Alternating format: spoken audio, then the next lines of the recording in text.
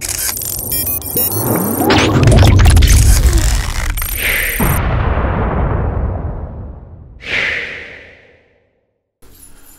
everybody, I'm JJ Johnson. You're watching Reality Survival.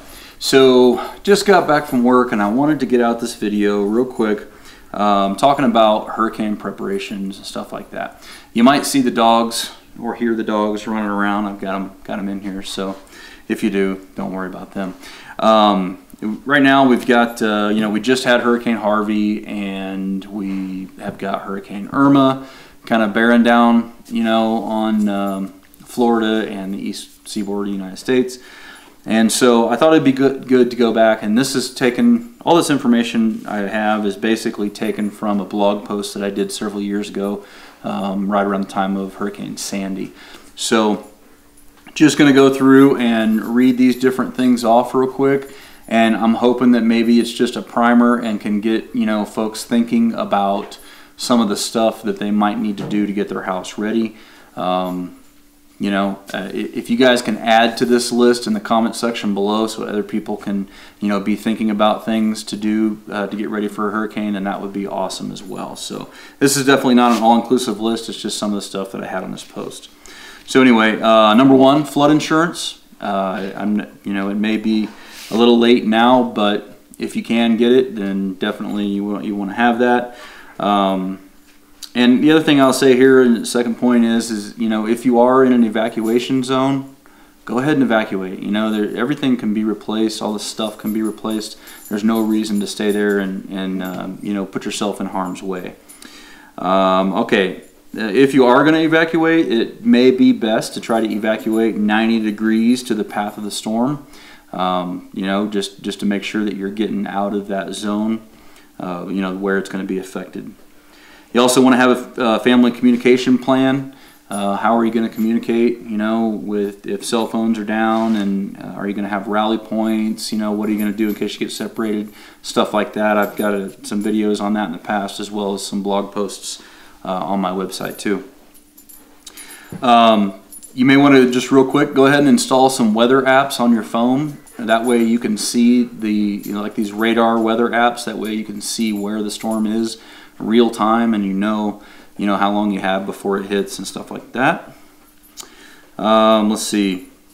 You want to go ahead and have at least 2 weeks worth of extra food. This is kind of a basic prepping thing, but food and water, I should say. But the more you can have, then the better. That's fine. Foods like MREs are really good for post-disaster situations because you don't have to worry about cooking them. They come with heaters and stuff like that, so that will actually be a little bit easier on you during the recovery portion, of the hurricane. All right, the next one is go ahead and get out some extra devotional candles. I've showed you videos on those in the past. They're kind of like the ones in the glass jar. Those are pretty good candles because they are not as prone to tip over and start fires and stuff like that as like a candlestick is. But having those around the house, as well as some of the long lighters and stuff, is going to be good. I would also have a couple of LED lanterns just for additional area lighting, as well as extra batteries, and potentially even a solar charger, so you can charge those batteries up just in case power's out, which it probably will be. All right. Couple of LED headlamps is also good, especially when you're working with powers out.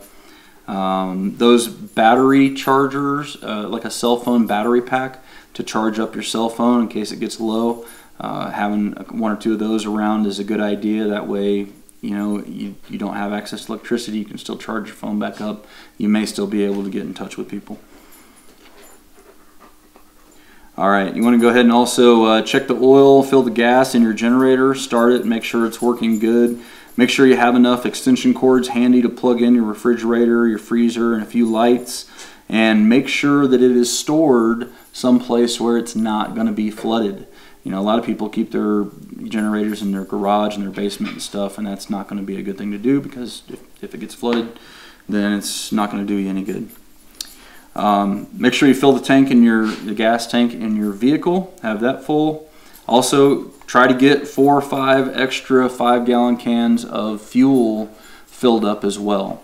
And you know, as we're seeing right now with Hurricane Harvey, it may be a while before you're going to be able to get gas again, just because of delivery shortages and all that kind of stuff. So you know, having 20 or so gallons that you could use in your generator or put in your car if you needed to is going to be a pretty good idea. Next one is check the propane bottle in your barbecue grill. Go ahead and fill it and exchange it if you can, and that way you can be ready to cook on your barbecue grill. If you have an electric range or something like that and you're not able to cook on that, if the power's out, then you could still use your barbecue grill. The other thing is you want to tie that thing down really good, or bring it indoors inside your garage or somewhere like that. You know, just you want to make sure that it's out of the elements as well. And these suggestions, you know, these range from, you know, people who are directly right in the path where the hurricane's going to hit, to maybe on the edges where they're just going to get a lot of heavy storm, you know, banded rain and that kind of thing. So this is just trying to be kind of a general a general fit for folks that are expecting hurricanes. Settle down there, fire. Easy, girl. Okay.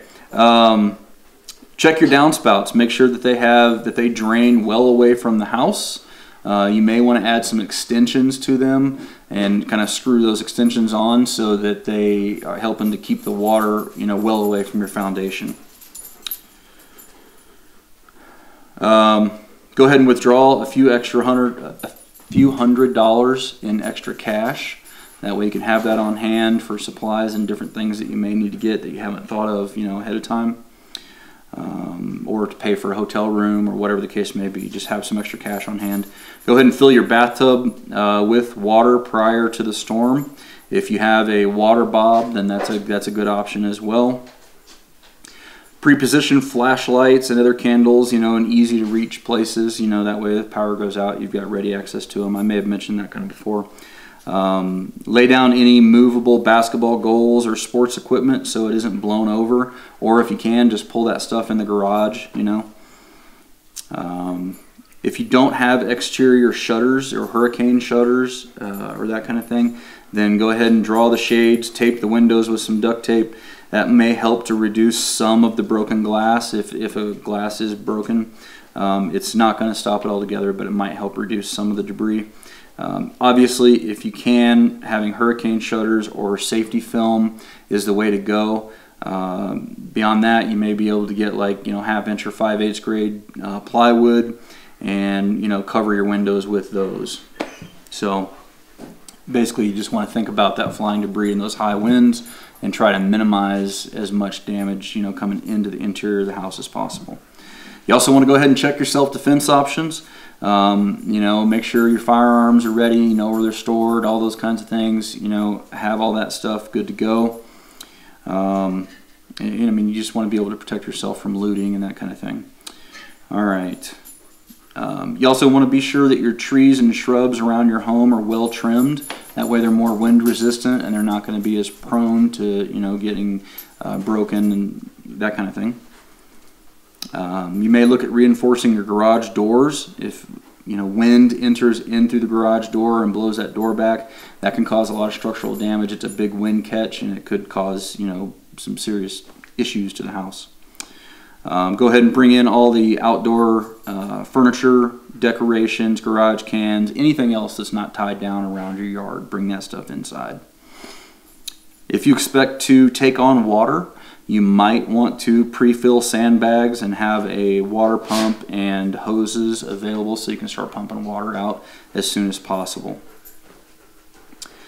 Go ahead and move all valuable furniture to the top level of the home. You know, any valuables, any furniture that you don't want to get wet or whatever, go ahead and move that to the top level of the house. And if you own a boat, have it ready to use in case of an emergency or flash flooding, but make sure that it's either garaged or properly tied down, because that's going to probably get blown around, you know, fairly easily. And let's see here, we got a couple more. Have a bug out bag packed and ready for each member of the family in case you have to evacuate your house, or if it's, you know, damaged severely or whatever the case may be. Have that ready to go. And identify ahead of time the route that you want to use when you evacuate. And don't forget to use the PACE acronym: primary, alternate, contingency, and emergency. I'd also recommend go ahead and making reservations ahead of time at a hotel that's far enough outside the affected zone, but close enough that you can get to it, fairly reasonably. And or the other option is, arrange staying at a family member's house or something like that ahead of time.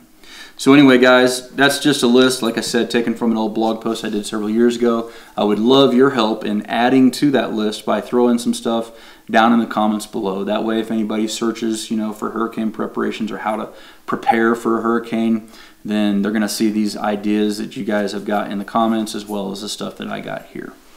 I'll throw a few links to a few handy items to have in the description to the Amazon store as well, in case it's stuff that you want to try to get before a hurricane gets here, or if you just need it for your basic preps. As always, guys, I definitely appreciate it when you click the thumbs up button, when you share it with your friends on Facebook, Twitter, and Google+, and don't forget to live the 6 Ps. Proper prior preparation prevents poor performance. Stay safe, guys.